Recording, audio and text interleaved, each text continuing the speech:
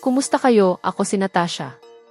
Ngayong araw, pag-uusapan natin ang tungkol sa isang tunay na bituin na hindi lang kilala sa mundo ng CrossFit, kundi pati na rin sa mundo ng fashion, si Danielle Spiegel. Kilala siya sa kanyang mataas na antas ng performance sa mga kompetisyong pampalakasan, pero kamakailan lang ay ikinagulat ng lahat ang kanyang paglalakad sa mga runway ng swimwear fashion shows na may buong kumpiyansa at kariktan. Kamakailan, naging tampok si Danielle sa prestihiyosong New York Fashion Week at lumiwanag din sa malalaking fashion show sa Miami. Ipinapakita na ang kanyang talento ay hindi lamang limitado sa matitinding workout. Sa kanyang kahanga-hangang pangangatawan at malakas na presensya, nabighani ang mga manonood at pati na rin ang mga fashion critics.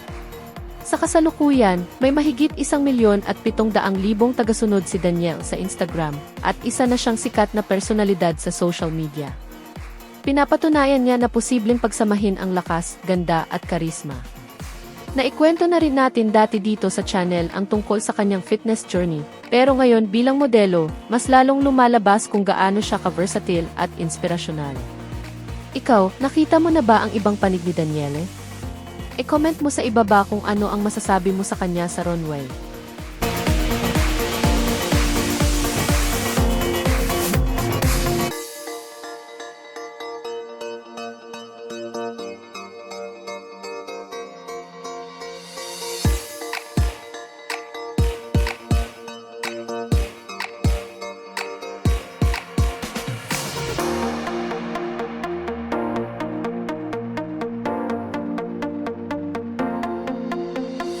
Huwag mong kalimutang mag-subscribe sa channel at i-like ang video, malaking tulong iyan para makagawa pa kami ng mas maraming content na katulad nito.